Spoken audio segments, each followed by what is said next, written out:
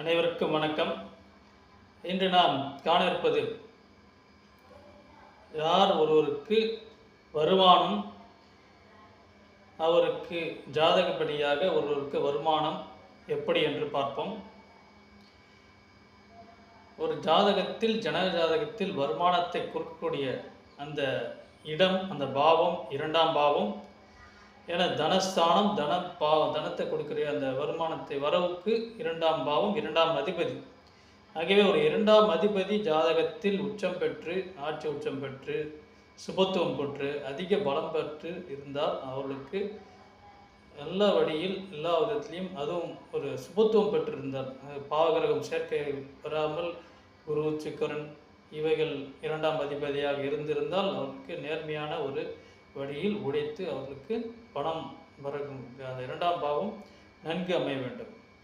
ஆகவே இரண்டாம் பாவத்தை குறித்து தான் அவர்களுக்கு எந்த மாதிரியான வருமானத்தை கொடுக்கிறது. இதே ஒரு இரண்டாம் அதிபதி உச்சம் பெற்றிருந்தால் அவர்களுக்கு அமோகமாக பணம் வந்து கொண்டே இருக்கும். அது ஒரு நீதி நேர்மையோடு இருக்க அந்த ஜாதகர் ஒரு நல்ல வழியில் ஒரு பணத்தை சம்பாதிக்க கொடுக்கிறது. அது குரு, சுக்கிரன், சந்திரன், புதன் போன்ற இந்த கிரகங்கள் இரண்டாம் அதிபதியாக இருந்து இல்லாத பார்வை இருந்தாலும் சுபத்துவம் பெற்றிருந்தால் இவர்களுக்கு நேர்மையான வழியில் பணம் சம்பாதித்து கொண்டிருக்கும். அந்த பணம் எப்போதும் அவர்களுக்கு வந்து கொண்டே இருக்கும், கடைசி வரை இருக்கும். இது ஒரு விதியாகும். ஆகவே இந்த இரண்டாம் அதிபதி இது ஒரு விதி. இதுக்கு இரண்டாவது ஒரு விதி என்னவென்றால், இவர்களுக்கு அந்த 11ஆம் அதிபதியும் லாபஸ்தானத்துக்கு கொடுக்கக்கூடிய லாபத்தை கொடுக்கக்கூடிய அந்த 11ஆம் அதிபதியும் குரு, சுக்கிரன் தொடர்பு இருந்து, இரண்டாம் அதிபதியுடைய தொடர்பு இருந்து, இது சுபத்துவம் பெற்று உச்சம் பெற்ற கிரகமாக இருக்க வேண்டும். 11ஆம் அதிபதியும் லக்னாதிபதி கூட சம்பந்தப்பட்ட வேண்டும். இது இரண்டாம் விதி. இது மட்டும் இல்லை, பணத்தை கொடுக்கக்கூடிய அந்த குரு பகவானும் சுக்கிரனும் நன்கு அமைய வேண்டும். 6-8 மறைவு ஸ்தானத்தில் அமையாமல் உச்சம் பெற்று குரு, சுக்கிரன் பார்வை இரண்டாம் இடத்தை, இரண்டாம் பாவத்தை தொடர்பு கொண்டிருந்தால், லக்னாதிபதியின் தொடர்பு இருந்தால், லக்னாதிபதியும் 6-8 12 மறைவு இருந்தால் இவர்களுக்கு அந்த பணவரவு தாராளமாக இருக்கும்.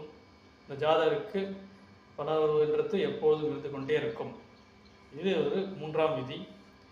இது 6ஆம் இடம் கொடுக்கும் 6ஆம் அதிபதியும் வருமானத்தை கொடுக்கிற ஒருவருக்கு வேலை மூலமாக 6ஆம் இடம் என கூறப்படும். அதுதான் இவருக்கு இந்த 6ஆம் அதிபதியும் குரு, சுக்கிரன் தொடர்பு இருந்து, இல்லை 6ஆம் அதிபதி குருவா சுக்கிரன் இருந்தால் நேர்மையான வழியில் ஒருவர் வேலைக்கு சென்று அவர் உழைத்து சம்பாதித்து அந்த பண வரவை அவருக்கு எப்போதும் கொடுத்து கொண்டே இருப்பார்.